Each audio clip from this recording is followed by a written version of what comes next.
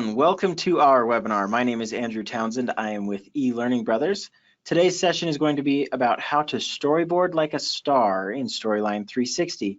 This session will be recorded. We will get a copy of it sent out to everyone who has registered, and we'll also post this on our blog later in the week. And if you are looking to get a copy of this before it goes into the blog, we will email this out to you if you have registered today. So you'll be checking your email for that. If you have questions during the webinar, we'll be ready to answer your questions using the questions panel. It's there in the GoToWebinar control panel. So please do send us your thoughts, questions, concerns there, and we'll get to as many of those as we can. It looks like a couple of you have already found that, and so please do continue to use that. All right, so to talk to us about storyboarding, we have Monica Newell, our Associate Instructional Designer, with us today. Thank you, Monica, for your time. And without further ado, I'll go ahead and turn the time over to you. All right, thank you so much, Andrew. Well, I'm really excited to be here today, and I'm going to be offering some tips on how to utilize Storyline 360 as an effective tool for gaining stakeholder buy-in and also as a vehicle for efficient storyboarding. There's a lot that can be accomplished with this program, and so kind of those are the two things I'm going to focus on today. So just to start off, I'd like to know, there we go. I'd like to start off with a poll. So I'd like to know how you obtain stakeholder approval. And I know most of you are creating courses that require stakeholder approval, and there are several ways to go about getting that. So do you provide a storyboard? Maybe you create a detailed storyboard that provides some visual aids and some narrative text. Maybe you are submitting an outline that has a high-level description or overview on different sections of the course, or maybe you're not really in a situation where you need to get that much approval, and so maybe your organization is small and you have limited stakeholder input, or maybe your situation doesn't fit into any of those categories, so feel free to add a comment in the questions panel telling us how you navigate this area. So I'll go ahead and put that poll up on the screen so you guys can just click right on it and let us know. It looks like a lot of you have already started to answer just in that questions panel. Some of the thoughts, Monica, here are, depending on the complexity, it may be provide a storyboard or a submitted outline, or both, again, depending on that the complexity or the course. Depending on the type of training is another one. One person says that they had a couple of projects where a storyboard was requested, but usually not required to provide one. So, in special cases, one, but mostly the other.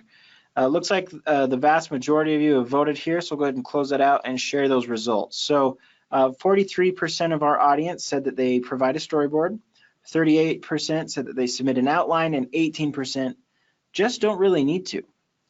Okay. All right, so it sounds to me like most of you are kind of somewhat experienced in having to report to someone, and maybe many of you have experienced the struggle of having a really great idea for presenting content to whoever your stakeholders might be. You've got this really engaging idea for presenting something for company compliance, and you are really energized about it, and you feel like it's going to be a great concept, but maybe your management just isn't understanding your vision, and so you need a way to convey that. That is why storyboards are a great tool.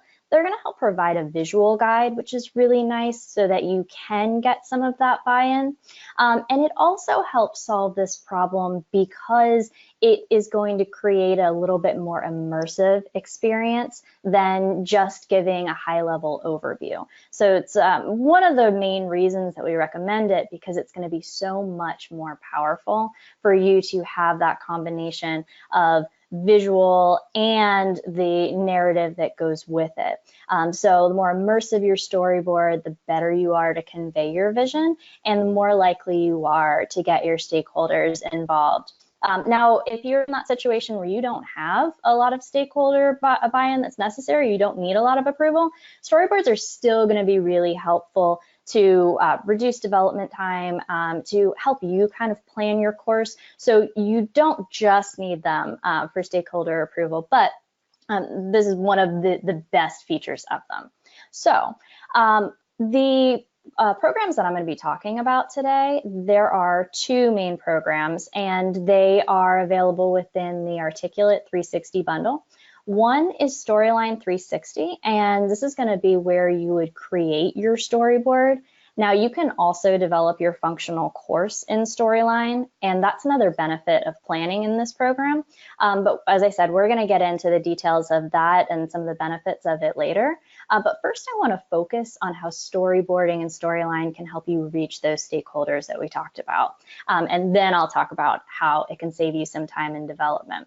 So essentially, let's say you've storyboarded your course, you've got your visual layouts, and you would do this very similar to how you would do it if you were using Microsoft PowerPoint, adding in your visuals, writing some notes at the bottom, and then you would publish this to Review 360. So that's the other beautiful part of this program. You would select Publish in the ribbon up at the top of the page. And conveniently, you have a couple of options here. We've got more than a couple, but you've got a couple that I use frequently. One is going to be publishing a new item, which you would do if you were publishing for the first time and deciding whatever you're going to call that. And that would give you a link that you could provide to the client, or you have the option to publish a version of an existing item. So in this case, it would be if you had done your storyboard, you had published it, and then let's say you handed it off to your client so they could take a look at it and they could review it. But you noticed as you were going back through it that you had made a small error and you needed to correct it really quickly. You can absolutely do that, and then you can publish a new version of that existing item. You don't have to make a big deal about any changes. It's automatically going to update, and it'll update the link that you have already provided your client. So it's really convenient that you can go in, make those changes, and update. You don't have to give them a new link. So that's something that I've really liked about the publishing feature, is that I can make those changes and I don't have to go through the process of here's a new link and then constantly provide new links. So it's a really convenient part of this. It is going to take a few minutes to publish, depending on the size of your images, or if you've included any videos or any animation or motion. And then it's going to give you the opportunity to view your project. So this is where you would definitely want to select View Your Project, and it's going to give you that link that you can provide to your reviewers. So one of the really exciting things is just how easy it is to provide this review feature to your stakeholders. So publish, click View Project, get your URL, and then you are going to share that link with your reviewers, and it's going to take them to this screen that offers, well, first they're going to have to create a free account, and then it brings them here. I honestly believe this provides a superior reviewing experience, and I'm going to talk about why. So although a PowerPoint deck is going to provide a clear visual, Storyline is going to create a more immersive experience by publishing through Review 360. It's going to offer the same navigation tools that can be used throughout the course, and so the visual is going to be a lot more in line with what a learner would experience, which I think is really helpful when you're trying to convey that image to your stakeholders. It's not just a rough mock-up, it's essentially framing it as this is the course, this is the experience, and it really helps them see what the learner is going to see. I think that's a lot more impactful than just providing, like I said, a rough mock-up, because now you're taking it to the next level as this is the course. Imagine what the learner will experience here. So one thing I really like them being able to navigate using the very tools that a learner would be using and framing it that way. But my absolute favorite thing is the ability to include narration. So your reviewer can hear actually what would play for the learner. This is definitely one of my favorite features because I think it really helps bring the scene to life. So you can choose to include the narration for what the character might say, and then maybe you would have a course narrator give directions in a different voice. So not only including the narration so that when that page loads, that you have the visual there, and then your stakeholder can hear what the character would be saying to the learner. And then they can hear the cues for what needs to be done on that page. It's just a lot more powerful than having them only look at the notes. And so that's something that I've found has been particularly effective, is being able to immerse them even more fully by having the visual combined with the narration. So I'm a big fan of that. It also just livens things up. You don't just have that silence. You have more of an experience created through that narration. Now, there's a few things that I should address here. So in addition to the audio, I do provide the narration in the text, in the notes, and it's absolutely essential to do so, in my case anyways, because reviewers need to approve the wording. So they still need to be able to see what the exact wording is. And we want to make sure that they are looking at that, they're able to make changes at that first review stage. So it's not something that we have to guess at later as to whether this wording is appropriate or come up with that wording later. They can make changes here by seeing it. And it's very clean in the way that it's displayed. They can actually look at it as they hear the narration on the narration play for them. And so I just like that you've got all of these ways for the stakeholder to hear what's going to happen, see what that actual wording is, and then they're able to make comments on that. I just think they're commenting on more of an experience than just reading the notes in isolation, looking at the visual in isolation, and trying to imagine how they would go together. So I'm a big fan of that. However, I do have to admit that although it's really convenient that you do have the notes up on the left-hand side and they are easy to see, a lot of reviewers will completely skip over that. So you want to make sure that you do remind your reviewers to look at the notes panel, that you do ask them to consider that text specifically. And also, I'm sure that many of you are thinking, yeah, hey, Monica, that sounds great. And I love the idea of including audio. Sounds wonderful. I don't have any time to record this fabulous audio that you're talking about or deal with embedding it. And my response to that is neither do I. I completely agree, which is why I am such a fan of the text-to-speech option. So text-to-speech is one of the time-saving features that really ups the review experience. You'll notice in your top ribbon that you can insert audio in Storyline. And so when you select audio, you'll have an option. You have several. Obviously, you still have your standard audio from file, and you can record audio. But if you go to text-to-speech, you can copy and paste the notes that you have already written into that box. You can select a computer generated voice, and you've got several. So you've got several women, several men, some sound older, some sound younger. And so you can select that computer generated voice and you can insert it into your storyboard by selecting update. So with just a couple of clicks, you can create a much more immersive experience, and I'm all about that. So speaking of immersion, because you can develop the functional course in Storyline, there's also a lot of other things you can choose to add in when you are building your storyboard. So it can kind of be as minimal as you want it to be, or it can be as involved as you want it to be because you have the option to build in the program, which is nice and not to be overwhelming. But I want to give you some ideas for some features that you might choose to use. So You can choose to add animations into your storyboard to show how a character is going to enter or when a character might appear. And you can do that by selecting the panel to the right that is going to give you a lot of options for including triggers. Now, you would specifically select that small little paper icon, and then it would give you a pop-up that gives you a lot of features that you could choose from.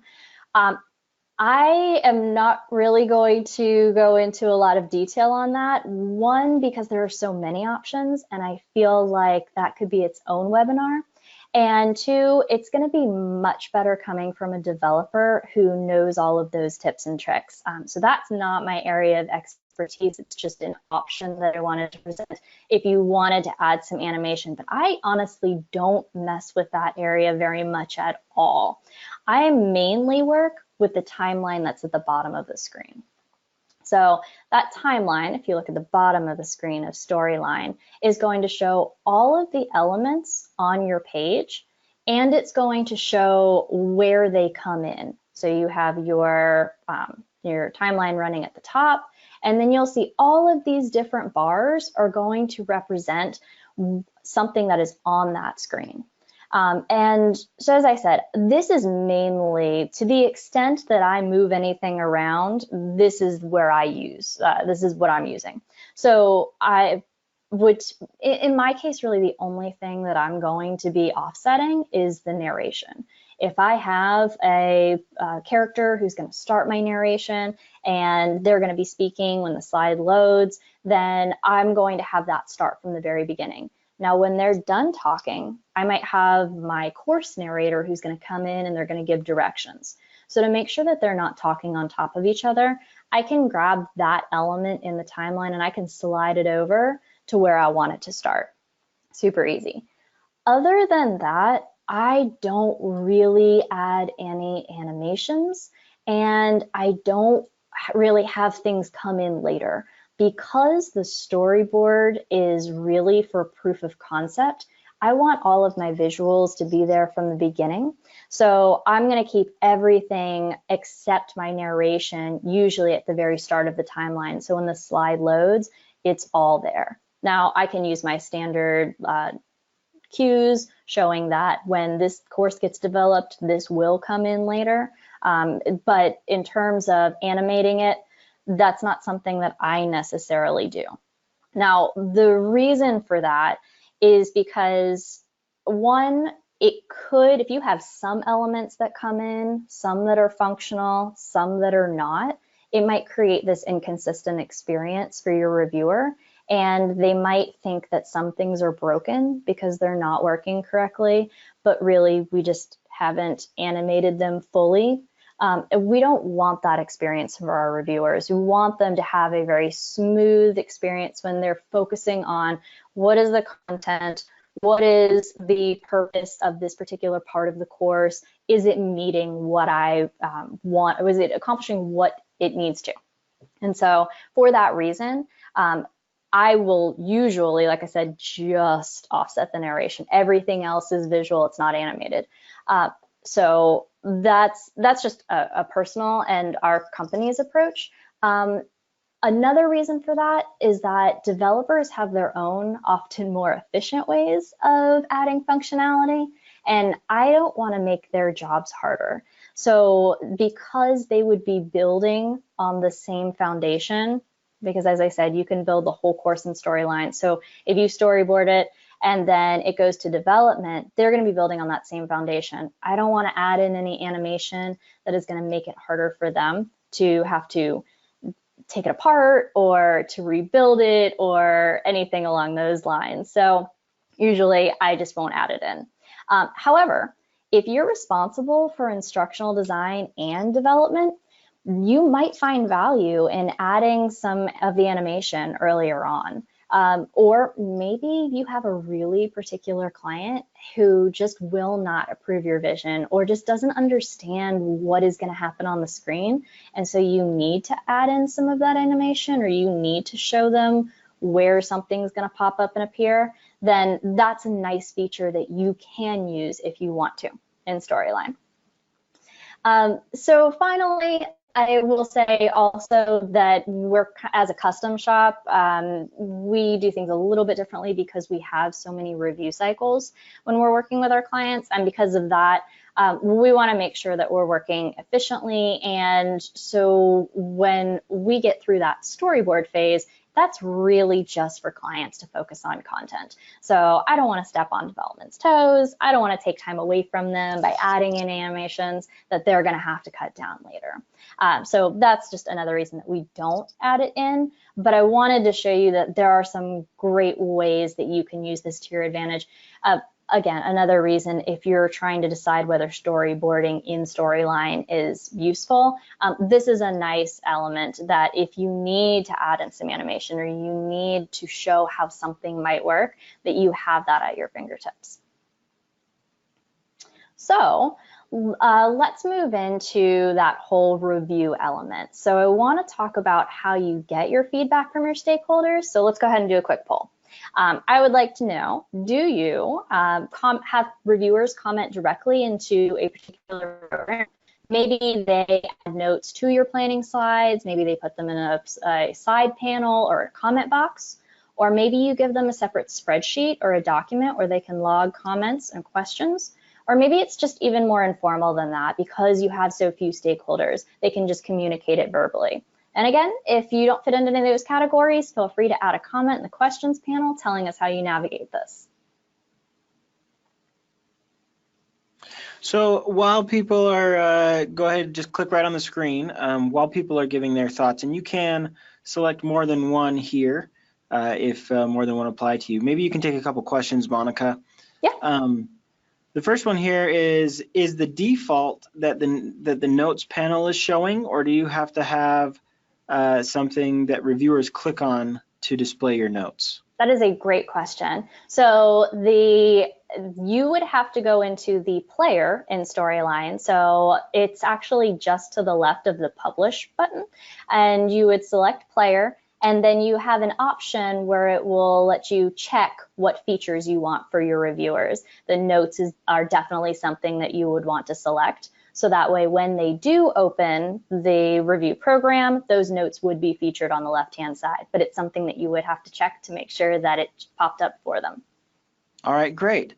There's another question here from someone named Andre. What do the clients think about the computer-generated audio? So from my experience, from what I've heard, the clients do appreciate it because it is a little bit more immersive. And again, kind of adding that element of what the learner might experience as they move through the course. So it's been very positive. Excellent, excellent. Here's a thought as well. I have long struggled with the value of storyboarding because it seems like I can use all that time to simply just design the course instead of building a storyboard. So is your opinion that you just assume your stakeholders accept the storyboard without any changes, or you know, what gives you that value of building a storyboard rather than just building the course? That is such a good question. So one of the beauties of building the storyboard is that it's going to give your stakeholders an opportunity to see that concept and make significant changes. And that actually is going to end up saving you a lot of time by not having to go in and make those changes in development. Because we find that when we go through the storyboarding process and we present how an interaction will work, or the images that will display in that interaction, or how they will display, that being able to present that in terms of concept, in terms of something that is stable, that it is much more efficient of having our stakeholders make significant changes. We can implement those there and then move into the course development, as opposed to going through development. And once those pieces have been kind of pieced together and they're working smoothly and functionality is dependent upon certain settings, going in and changing those tends to take a lot more time. So we actually find this to be much more efficient. So I do understand that feeling of it's going to save you time just to go directly to the course, but we found that this is much more client friendly because they can see all of the elements and they can make those changes, and then we can implement them without having all of the stress of breaking down a course that's already been developed to make those changes. Excellent. All right, so we've gone ahead and closed that poll. Here's the results. So 63% of our audience says that they get stakeholder feedback in the review program. 34% say on a spreadsheet, and 34% also said informally. Some of these comments that have come in around this, saying that they use, a Word doc, or we just use track changes in Storyline. And these are all different ways to get that feedback. And we got another question along these same lines. What advice do you have if you have at least 5 stakeholders and reviewers, but they have conflicting opinions about what they see? So that's a really good question, and we found in our experience that we try to designate someone to be a lead reviewer. If we can present to the client that somebody needs to be responsible for having the final say on that feedback, that's going to be the most efficient way to deal with it, because I have definitely run into that situation where I was, making edits based on several stakeholders. There was conflicting feedback, and some of the changes that I made were not approved by apparently whoever had the final say, and that was a very awkward experience. So I highly recommend, if at the outset of the reviewing process, you can have them designate who is going to be the final say or the lead reviewer who can approve those comments. That would be the most effective way, because otherwise you get stuck in that situation where you've got multiple people weighing in. I do want to point out that we did a webinar with Laura Durr, one of our project managers, a couple weeks ago. Maybe we'll list a link in the blog and in the follow-up email today that goes to that. But she talked about that, how before you even get started, you want to say, look, we're going to be sending stuff to you for review, and we need one person that is going to be able to say, this is law, this is what it's going to be, so that you don't end up stuck in a circle of constant iterations and changes. So no other questions that we'll take at this time. Thanks, Monica. All right, thank you. So it sounds like a lot of you are already using a review program, so some of this might just be repeating what you already know. For those of you who aren't having comments added to the review program, I'm going to talk about why I'm such a fan of it. I have had feedback provided on the slide, in a side panel, on a spreadsheet, and I do have to admit that my favorite way is to get comments in Review 360 just because of the organization. So the comments are going to be attached to the individual slides, and I don't have to go back and forth between a spreadsheet and my storyboard to try to figure out what slide they're talking about. I've had experiences where sometimes they did number the slide, or sometimes they didn't know what slide number it was, so they were giving me whatever page number that displayed for them. And so it was difficult to try to match that up, and that's not something that I have to deal with here because it is attached to the individual slides. So they are organized with timestamps as well. So you can see which comments were made most recently, and the most recent ones are actually going to be at the top. So I usually scroll all the way down because I want to see when they first started looking at the slide, what comments do they have? And I actually start with the first one and then I work my way up. So I will have the review program on one screen, and then I'll have Storyline with the actual file on another screen. So that way I can go ahead and make those changes as I'm going through the comments, which is really convenient. And as I go through and I make those requested edits, I get an insane amount of satisfaction out of resolving those comments. So you can click in the upper right-hand corner of each comment, and it'll give you that option to resolve it, and then it disappears. And it's kind of that feeling of checking things off a list. You've gone through, you've acknowledged it, you've made the change, and now you can resolve it. And it's very fulfilling. I feel like I'm accomplishing something because I'm resolving clients' comments. I know that's silly, but it's the little things, right?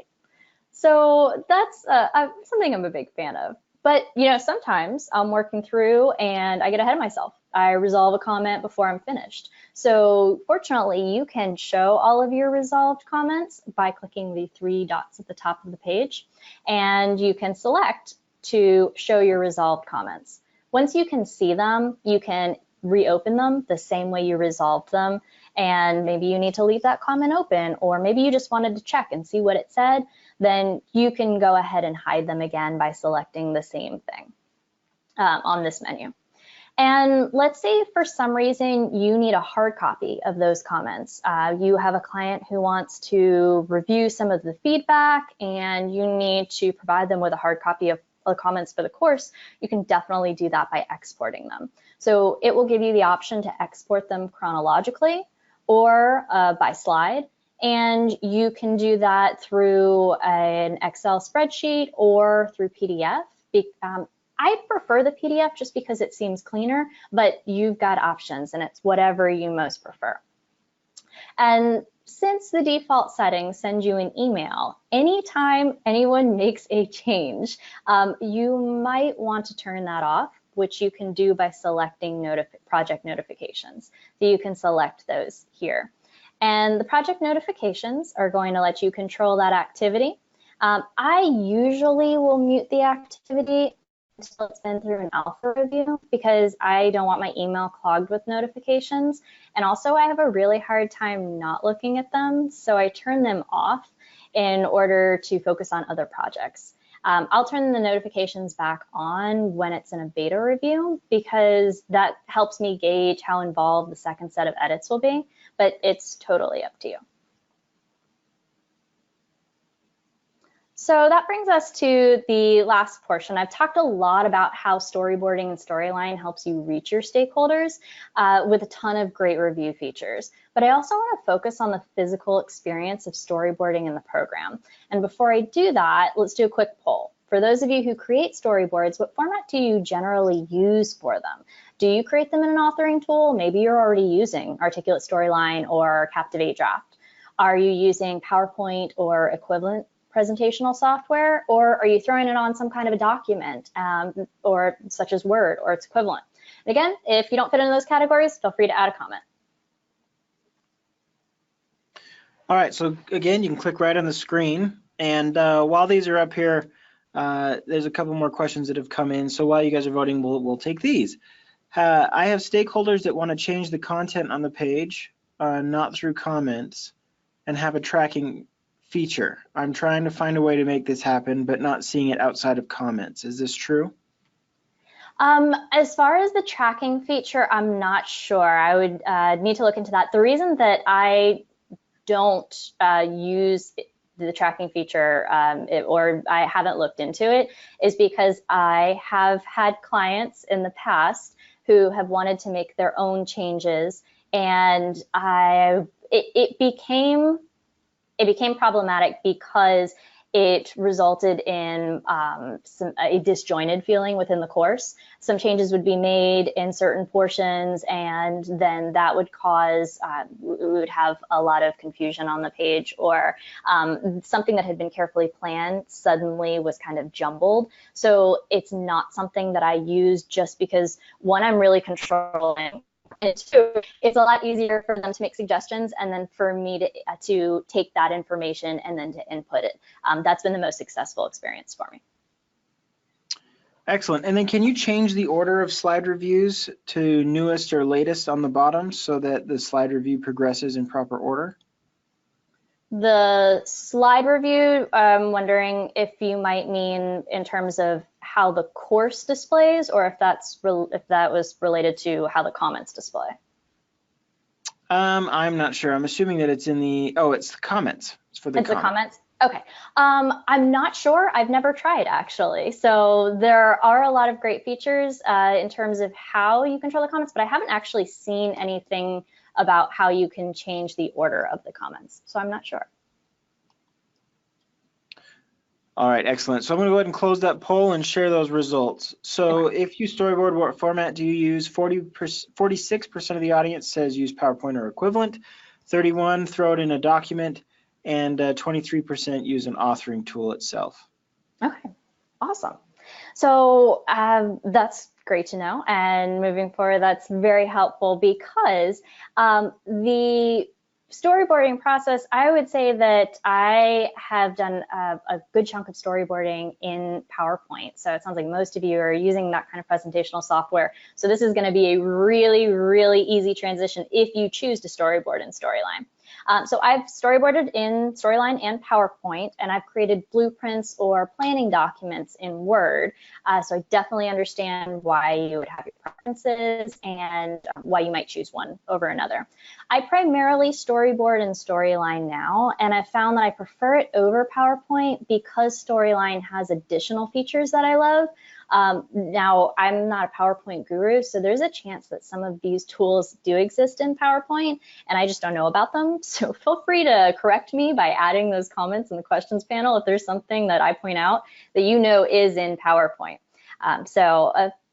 First, I just want to reiterate, that toolbar setup is going to be so similar to PowerPoint. I'm going to talk about that in just a minute. And again, we've already talked about a few of the additional features when it comes to reviewing. And so I'm going to talk about a few of the features for when you're actually building. So that familiar toolbar. As you can see, it is very, very similar to PowerPoint. So when I started storyboarding in Storyline, I found that transition really smooth because everything that I was seeing was so similar. So as you can see, your text formatting options are going to look almost identical. Your alignment features are going to be the same. In terms of what you're doing with text and how you're moving it around. The options for arranging shapes, bringing things to the front, sending them to the back, also exactly what you would expect. And then formatting those shapes, again, exactly as you would expect, almost identical. And I'm very happy to report that just as in PowerPoint, you can also use the format painter in Storyline. One of my all-time favorite tools, which allows you to copy any formatting, shadow, outline, color, gradient with one click, and then apply it to another shape or apply it to something else. So you don't have to go through all of those steps. You just select your object that has all of those amazing formatting features on them, and then you are going to select format painter and then select your new object. Just transfer all that stuff over. So that's a great time-saving tool.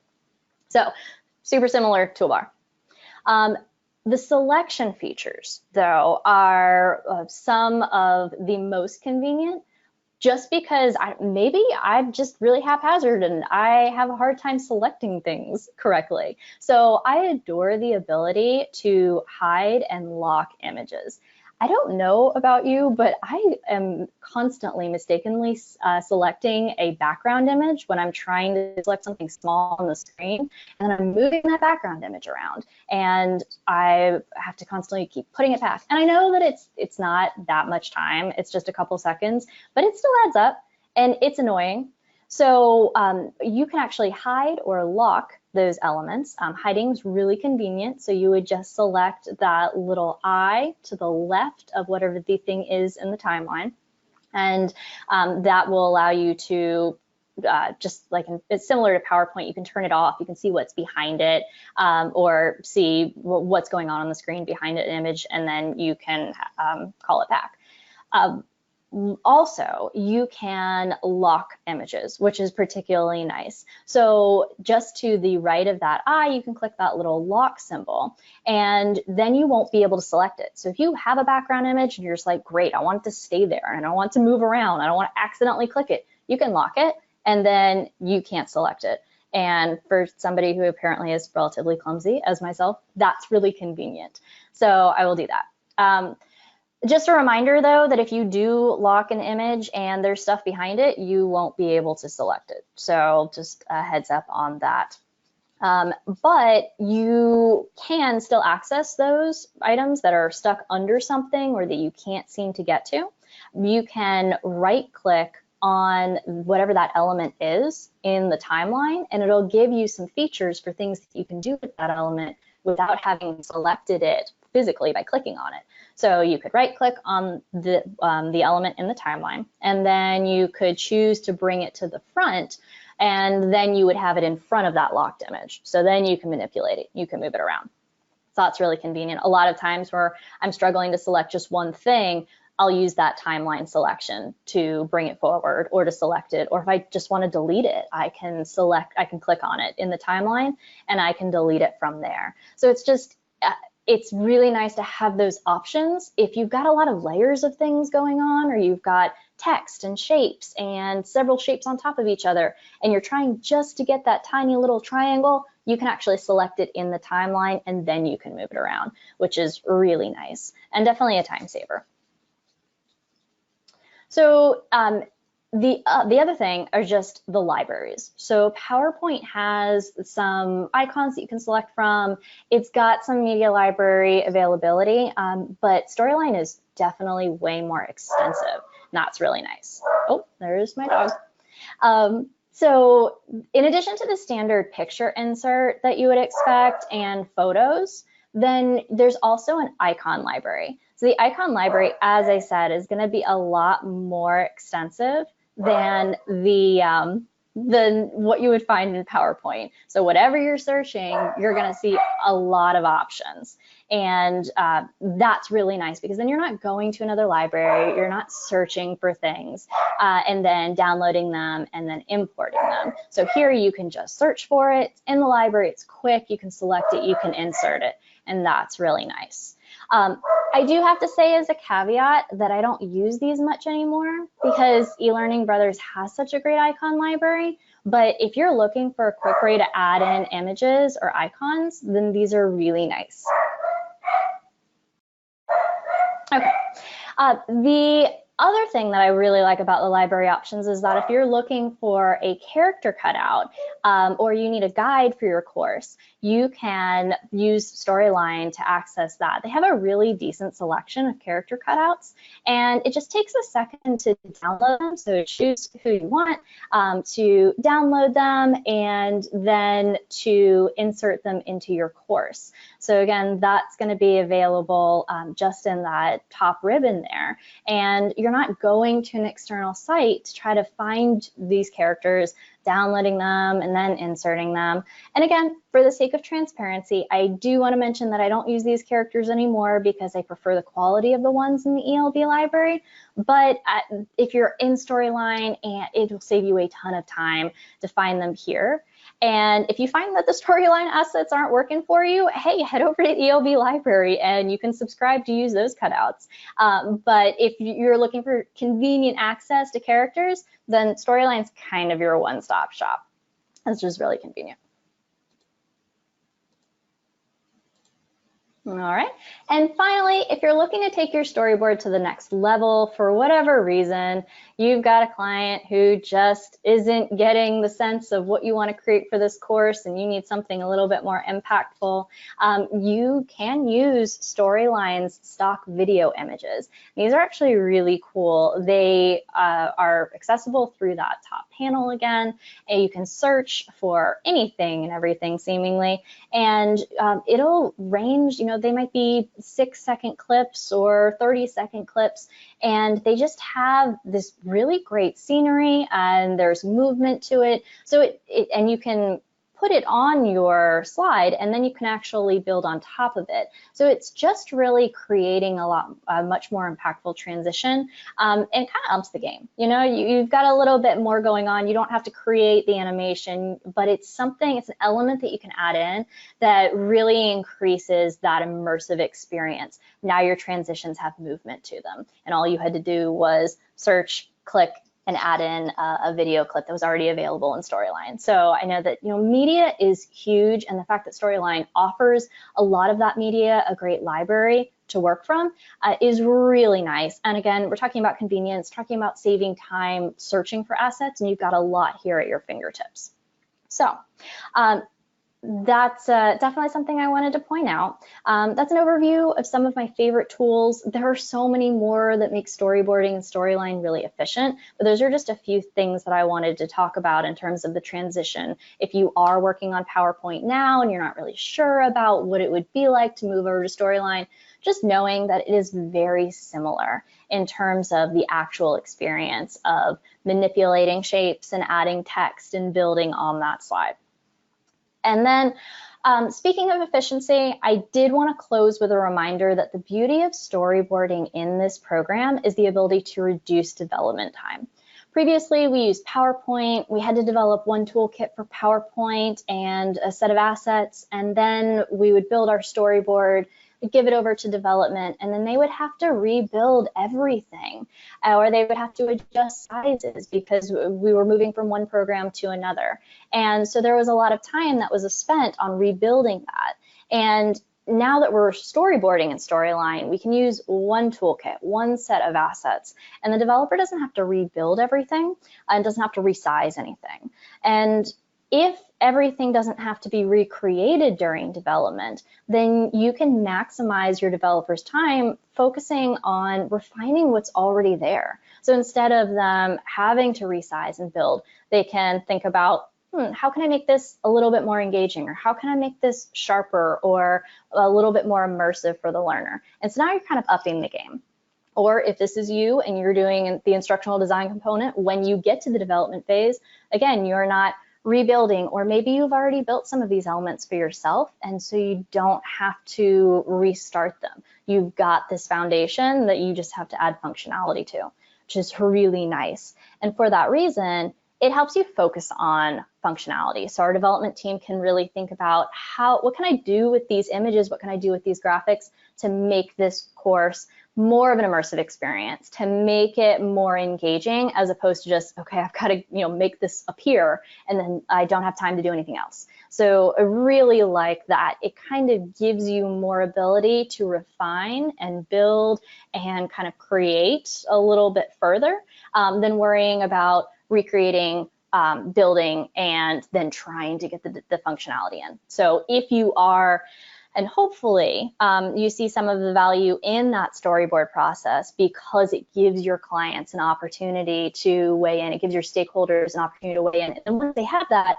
then you can worry about functionality, and you don't have to have them breaking down things that you've already created and you trying to rebuild them. It's much more fluid to have that feedback early on, and then to be able to develop in one fluid, smooth motion. You've got everything in place, and now you can build it. And we just found that that's much more effective for us in any case. So those are just some of the ways that Storyline can help you make the most of your storyboarding phase. And I want to thank you for joining me today. Great. Thank you, Monica. So again, if you guys would like to chat more about our Storyline or our storyboarding process, or anything else that our custom team does with development, you can send an email to skondi@elearningbrothers.com, like it says there, or just visit elearningbrothers.com, and we have a section for our custom solutions. There are one or two more questions here, Monica, if you don't mind. Sure.